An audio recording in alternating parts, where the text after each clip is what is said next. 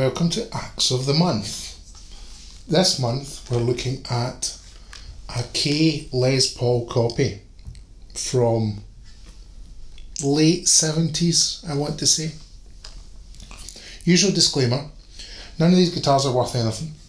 I'm not a great guitarist, but I use all these guitars and I thought it might be interesting if I told you a bit of their pedigree, background and why I have them. So this was actually my first electric guitar. This belonged to my uncle who gave me the guitar as I was starting to play guitar at the age of whatever age you are when you start playing guitar. 11, 12, something like that. I didn't know much about guitars back then. I learned on it. I used to play away, used to plug it into an amp, make noises. I sounded terrible. I gradually got a little bit better. Not loads better, because see now. The guitar has got quite a lot of problems. It is a cheap Les Paul copy which has a warped neck and is very difficult to make a nice noise with. But I really enjoyed, as a teenager, buying away in this thing. It's worth nothing. The only place it's going is either in the bin or 30-40 quid off eBay. While I lived in Holland, I used to come home for a couple of weeks at Christmas, and this was sitting at home in Scotland, and I thought, you know what, I could give myself a wee Christmas project. I'm a workaholic, right? I could give myself a wee Christmas project, or order online all the bits for a Les Paul and spruce it up over Christmas, get the soldering iron out and see what I can do with it. So one Christmas I sat down and tried to replace all the bits that were a bit clunky. I didn't realise how bad the warping on the neck was at that point. It was an utter disaster because everything's patented and copied. Everything's a few millimetres off, so it was like claw hammers and mallets and chisels, and oh, it was horrible. But I managed to get these bare knuckle pickups to go into it, but I had to take off the bit that you use to adjust up and down, so they're literally just screwed onto the body of the guitar, which limits it somewhat and also limits the resale of the very nice pickups that are on it. So all I use it for now, I have it in an open tuning.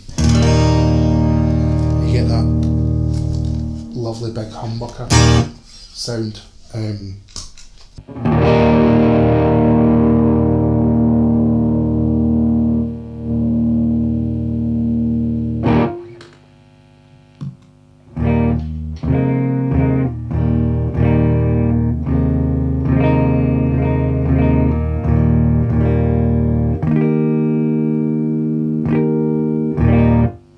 You'd be surprised how many recordings it has been on, because sometimes you just need a growl in the background.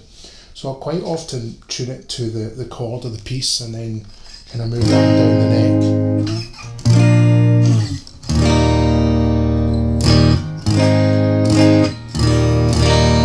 It's quite handy being able to throw about, and you get that, add a tube screamer to it and you get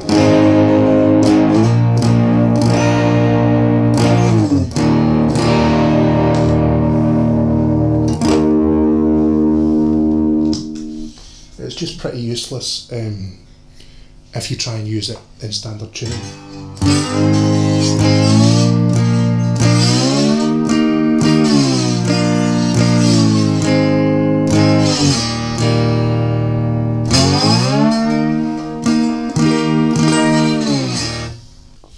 So yeah, I've never had the heart to throw it away, and I use it all the time, so I think it's a pretty good example of why I make this series, because if you do have a guitar that's kicking about and it is useless in all other ways, you can find a use for it, especially with recording, with experimentation. It adds an extra sound. It sounds lovely, just that you can't play much on it. And there we go in standard tuning. kind of get away with it there. It's okay on its own. But as you move up the neck, it's not in tune with itself.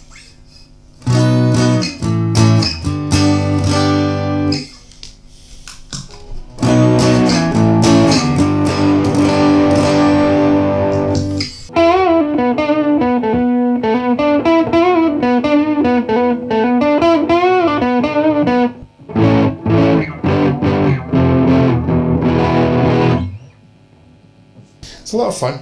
It kind of stops me buying a Les Paul. If I didn't have this hanging on the wall, then I think I would have bought probably a mid-level Les Paul by now to scratch that itch. Anyway, it's made of basically wood that you'd find in an old shed or something like that. It weighs an absolute ton, and has grounding issues, as you see. I think it's really representative of what people have kicking about as their first guitar, and it's what you can do with it. It looks fun. It is fun. It is. At one point, I guess these bits were white. Now they've got that kind of nicotine stained yellow thing going on, which just adds to the fun of it. Yeah, it's a proper Frankenstein of a guitar, which weighs a ton and reminds you of what people used to have to learn to play on.